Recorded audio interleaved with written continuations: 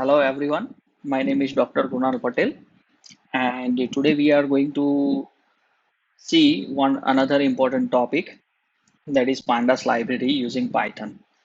So, those who want to make a career in data science, machine learning, artificial intelligence, right? So you need to deal with data analysis, right?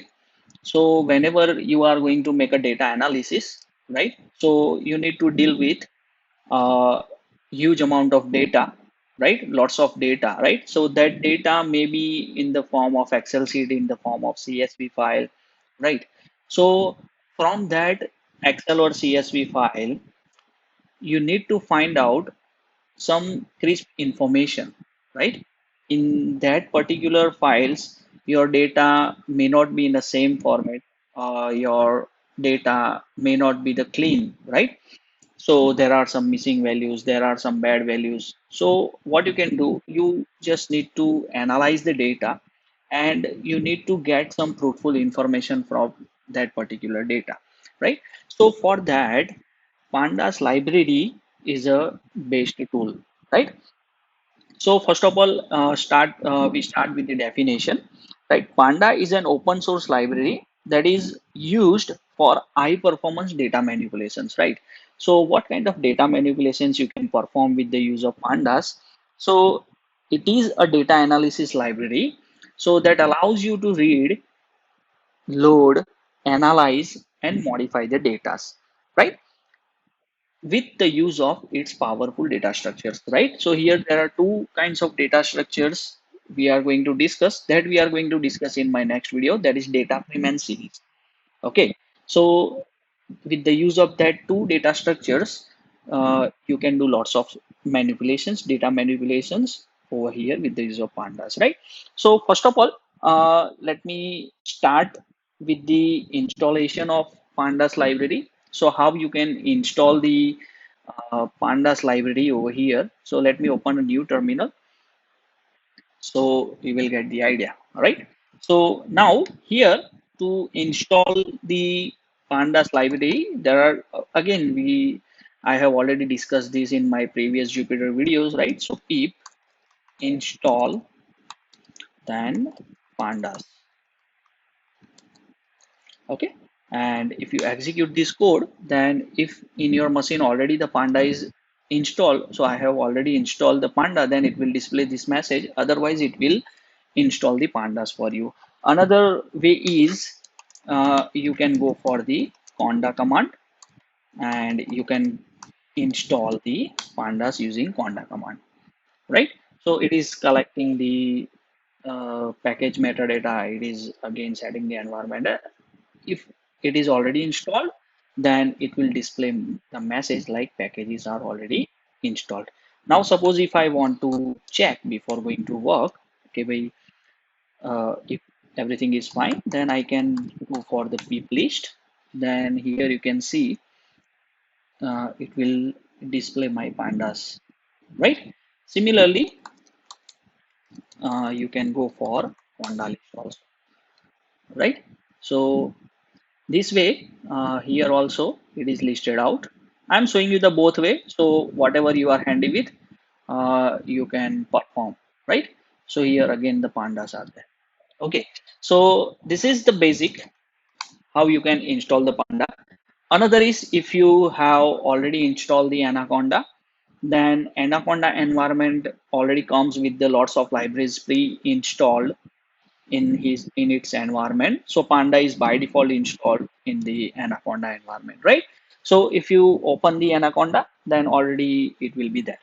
Now again, I already told you that how you can open the Jupyter notebook. So you just need to write the Jupyter notebook, right? And when you press enter, then it will open the Jupyter notebook over here. So I have already opened one Jupyter notebook with me. Okay. So now my pandas is installed. I have already installed the library. Now let's see how you can work with it.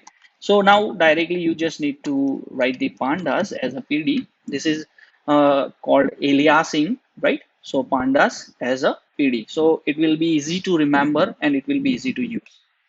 Now I'm creating the data frame, that is pd dot read CSV. So here I'm going to show you how you can load the data first of all with the use of pandas library. So here you can see I have already installed a lots of data. I have already downloaded these all the data sets from the internet. So from these, whatever data set you can use, you can search on the internet. That's why I am putting this list over here.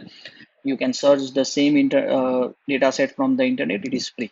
So now, first of all, suppose if I want to check the Austin weather's CSV, okay, then I want to display the data. Then if I press, then you can see over here, these are the data available for me, right? So here it is showing 1319 rows and 21 columns over here. So first of all, in data analysis, you have to load the data. So we have loaded the data. Now you have to carefully see this particular data. So how many number of rows are there? How many number of columns are there? What are the missing values? Some missing values will be there. What these particular values are trying to say. And from these, you need to find the you need to predict the particular information, right? So here from weather analysis, you can do that when the rain comes, when the sunny day comes, and all that kind of information you can find. What is the level of humidity and all that you can find. What is the maximum temperature? What is the lowest temperature, right? So all this information you can find from this particular data only. So first you need to understand all this data carefully. So here, suppose if I want, suppose I'm not going to see all of this detail. If I'm going to display that how many number of rows and columns in my data. So df.save function is there. So what it will do, it will display how many number of rows and how many number of columns are there in your data set, right? So right now I have 21 columns. So by default, it is only showing the 20 columns, right? So if you calculate, then it will show only 20 columns, right? So how you can display more than 20 columns? So that we'll see after some time. But first of all, suppose if I want to find another information like what kind of data, what type of data I'm dealing with, right? So for that, another function is there. The function name of that is info, right? So this is a method. So if I execute this, then what it will do, it will display all the columns, okay? And it will display the type of that particular. So most probably these particular values will be there. You can see integer, object, integer, okay?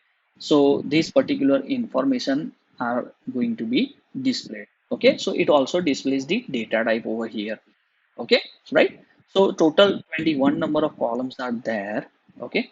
Now suppose if I from this particular data, uh, another thing I want to do that, okay, if I want to display the first 10 rows, right? So right now it is displaying 0 to 5. So first 5 data and last 5 data it is displaying, right?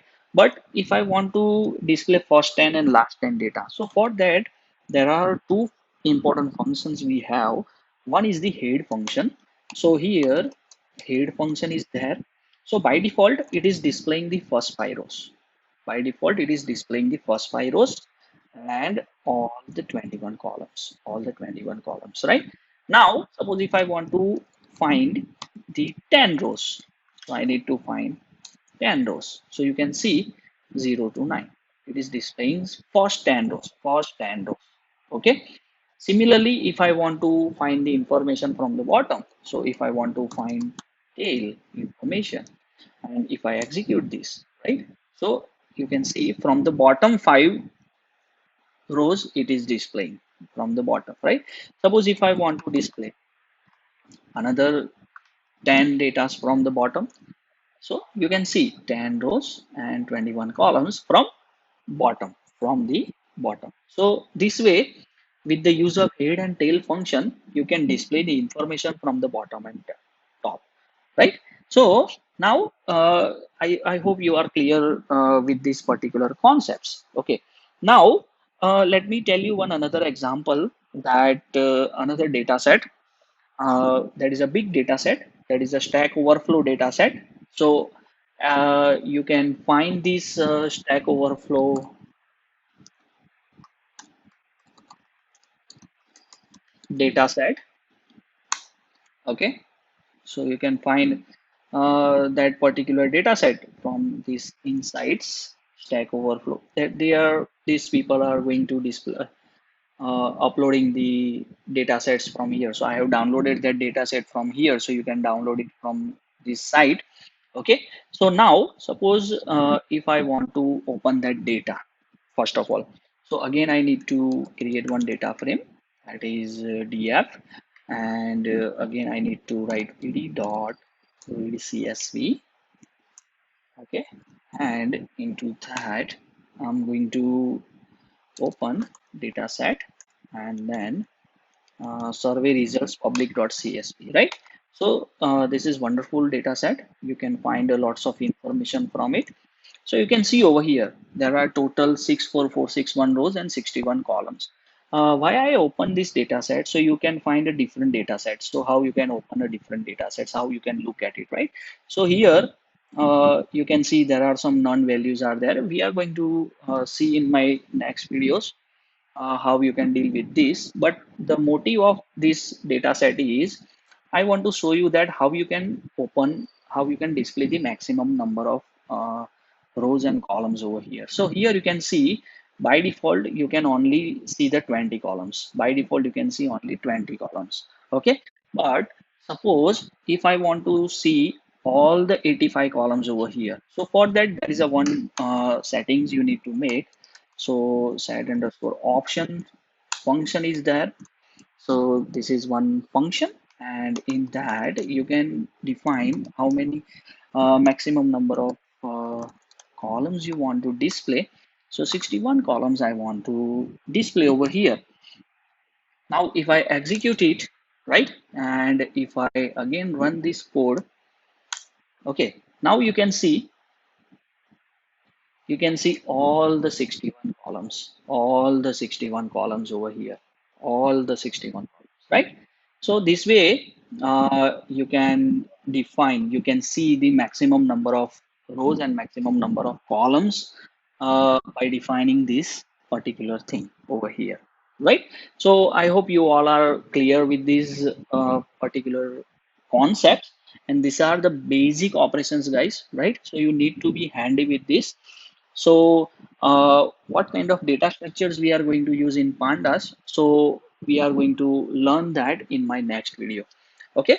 So please like and subscribe my video if you find it useful. Okay. Thank you.